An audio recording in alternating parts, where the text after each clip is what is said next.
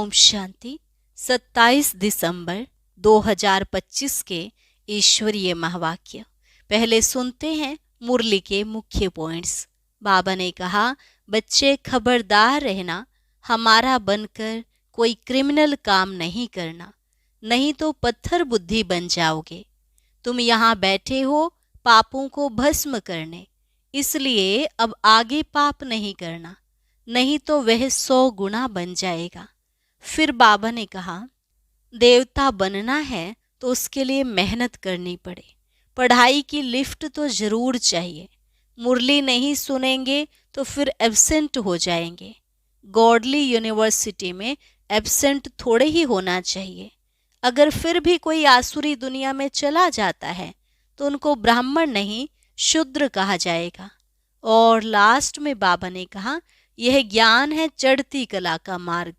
निडर होकर यह बात सबको समझाओ, परंतु कोई से शास्त्रवाद नहीं करना। तुम्हारा पहला नंबर दुश्मन है यह काम। अगर 5 मंजिल से गिरेंगे तो हड्डगुड़ एकदम टूट जाएंगे। अपनी संभाल रखनी है।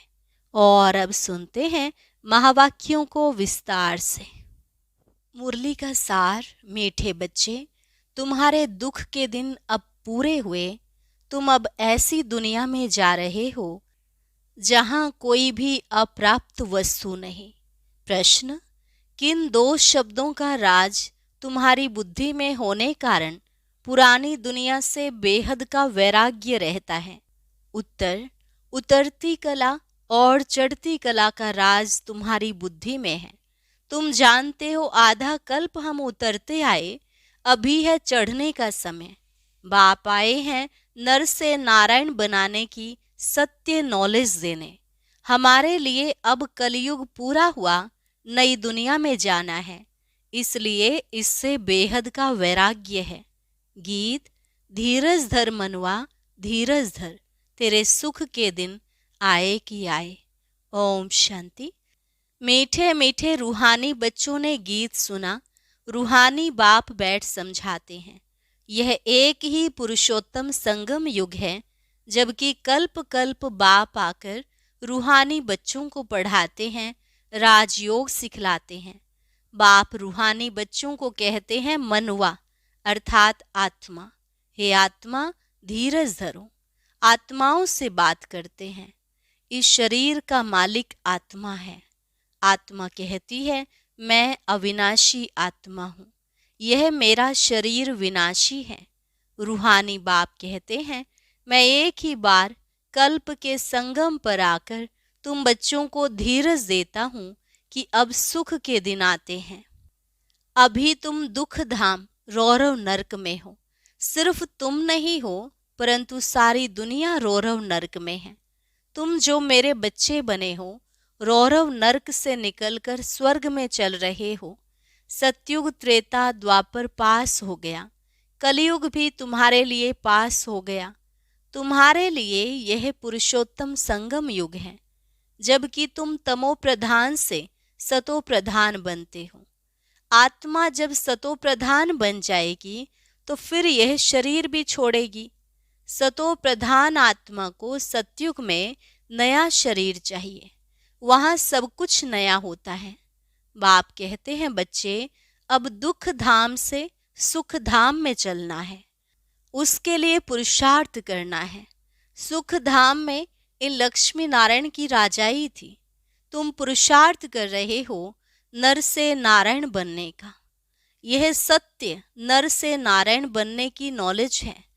भक्ति मार्ग में हर पूर्णमासी पर कथा सुनते आए हो, परंतु वह है ही भक्ति मार्ग, उसे सत्य मार्ग नहीं कहेंगे। ज्ञान मार्ग है सत्य मार्ग। तुम सीढ़ी उतरते उतरते झूठ खंड में आते हो। अभी तुम जानते हो सत्य बाप से हम यह नॉलेज पाकर 21 जन्म देवी देवता बनेंगे। हम थे, फिर सीढ़ी उतरते आए। उतरती कला और चढ़ती कला का राज तुम्हारी बुद्धि में है। पुकारते भी हैं, हे बाबा आकर हमको पावन बनाओ। एक बाप ही पावन बनाने वाला है। बाप कहते हैं, बच्चे तुम सतयुग में विश्व के मालिक थे, बहुत धनवान, बहुत सुखी थे। अभी बाकी थोड़ा समय है। पुरानी दुनिया का विनाश सामने खड़ा है। नई दुनिया में एक राज्य, एक भाषा थी। उसको कहा जाता है अद्वैत राज्य। अभी कितना द्वैत है, अनेक भाषाएं हैं। जैसे मनुष्यों का झाड़ बढ़ता जाता है, भाषाओं का भी झाड़ वृद्धि को पाता जाता है। फिर होगी एक भाषा। गायन है ना, वर्ल्ड की हिस्ट्री ज्योग्राफी रिपीट। मनुष्यों की बुद्धि में नहीं बैठता। बाप ही दुख की पुरानी दुनिया को बदल सुख की नई दुनिया स्थापन करते हैं। लिखा हुआ है प्रजापिता ब्रह्मा द्वारा डीटीजम की स्थापना। यह है राजयोग की पढ़ाई। यह ज्ञान जो गीता में लिखा हुआ है, बाप ने जो सम्मुख सुनाया, वह फिर मनुष्यों ने भक्ति मार्ग के लिए बैठ लिखा है, जिससे तुम उतरते आए हो। अभी भगवान तुमको पढ़ाते हैं ऊपर चढ़ने के लिए। भक्ति को कहा ही जाता है उतरती कला का मार्ग। ज्ञान है चढ़ती कला का मार्ग। यह समझाने में तुम डरो मत।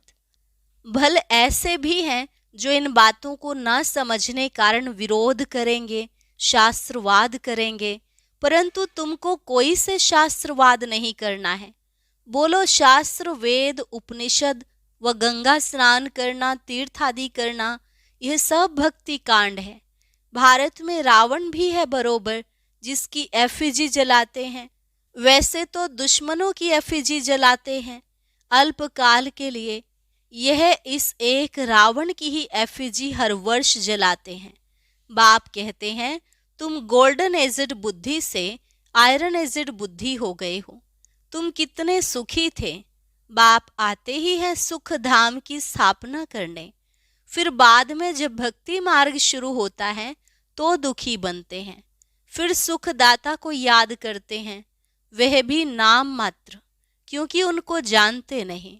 गीता में नाम बदल दिया है। पहले पहले तुम यह समझाओ कि ऊंच ते ऊंच भगवान एक है। याद भी उनको करना चाहिए। एक को याद करना, उसको ही अव्यभिचारी याद, अव्यभिचारी ज्ञान कहा जाता है। तुम अभी ब्राह्मण बने हो तो भक्ति नहीं करते हो, तुमको ज्ञान है। बाप पढ़ाते हैं जिससे हम यह देवता बनते हैं। दैवी गुण भी धारण करने हैं। इसलिए बाबा कहते हैं अपना चार्ट रखो तो मालूम पड़ेगा हमारे में कोई आसुरी गुण तो नहीं है। देह अभिमान है पहला अवगुण, फिर दुश्मन है काम। काम पर जीत पाने से ही तुम जगत जीत बनेंगे। तुम्हारा उद्देश्य ही यह है।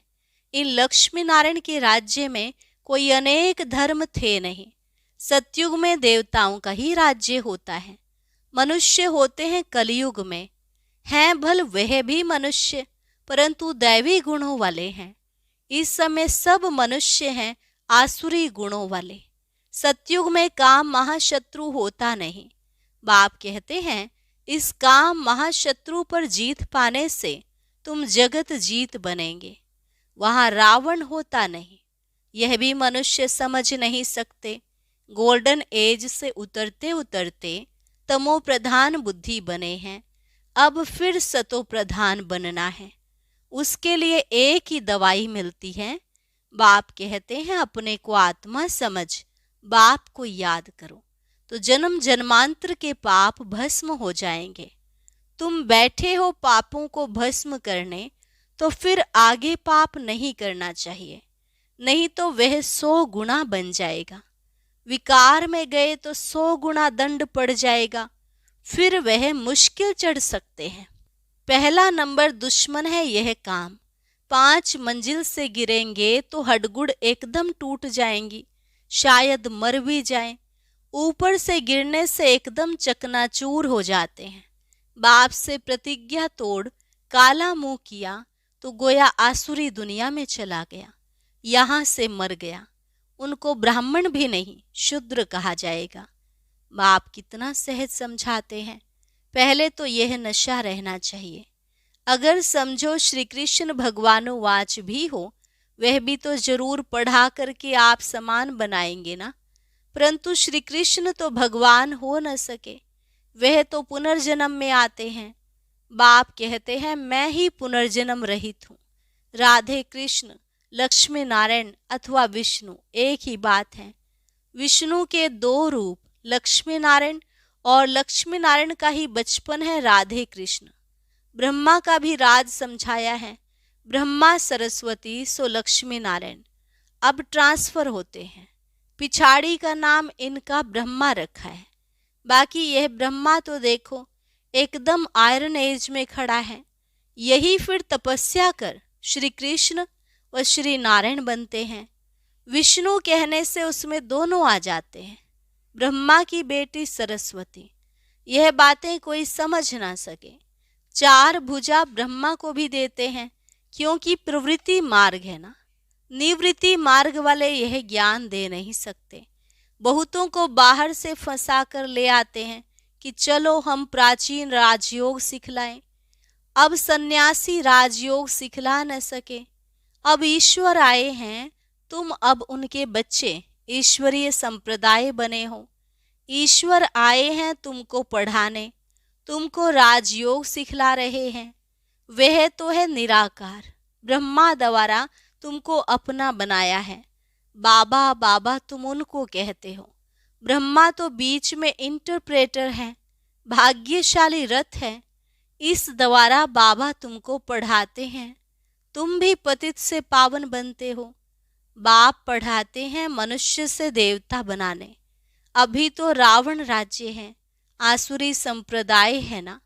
अभी तुम ईश्वरीय संप्रदाय बने हो, फिर दैवी संप्रदाय बनेंगे। अभी तुम पुरुषोत्तम संगम युग पर हो, पावन बन रहे हो। सन्यासी लोग तो घर बार छोड़ जाते हैं। यहाँ बाप तो कहते हैं भले स्त्री पुरुष घर में इकट्ठे रहो। ऐसे मत समझो स्त्री नागिन है, इसलिए हम अलग हो जाएं तो छूट जाएंगे। तुमको भागना नहीं है, वह हद का सन्यास है जो भागते हैं। तुम यहाँ बैठे हो, परंतु तुमको इस विकारी दुनिया से वैराग्य है। यह सब बातें तुम्हें अच्छी रीति धारण करनी है, नोट करना है और परहेज भी रखने हैं। दैवी गुण धारण करने हैं। श्री कृष्ण के गुण गाए जाते हैं ना, यह तुम्हारी एम ऑब्जेक्ट है। बाप नहीं बनते, तुमको बनाते हैं। फिर आधा कल्प के बाद तुम नीचे उतरते तमो प्रधान बनते हो। मैं नहीं बनता हूँ, यह बनते हैं। 84 जन्म भी इसने लिए हैं, इनको भी अभी सतो प्रधान बनना है। यह पुरुषार्थी है। नई दुनिया को सतो प्रधान कहेंगे।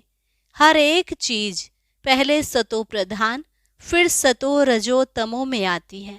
छोटे बच्चे को भी महात्मा कहा जाता है, क्योंकि उनमें विकार होते नहीं, इसलिए उनको फूल कहा जाता है। सन्यासियों से छोटे बच्चे को उत्तम कहेंगे, क्योंकि सन्यासी तो फिर भी लाइफ पास कराते हैं ना। 5 विकारों का अनुभव है, बच्चों को तो पता नहीं रहता, इसलिए बच्चों को देख खुशी होती है। चैतन्य फूल है, अपना तो है ही प्रवृत्ति मार्ग। अभी तुम बच्चों को इस पुरानी दुनिया से नई दुनिया में जाना है। अमर लोक में चलने के लिए तुम सब पुरुषार्थ करते हो। मृत्यु लोक से ट्रांसफर होते हो। देवता बनना है तो उसके लिए अब मेहनत करनी पड़े। प्रजापिता ब्रह्मा के बच्चे भाई बहन हो जाते हैं। भाई बहन तो थे ना। प्रजापिता ब्रह्मा की औलाद आपस में क्या ठहरे।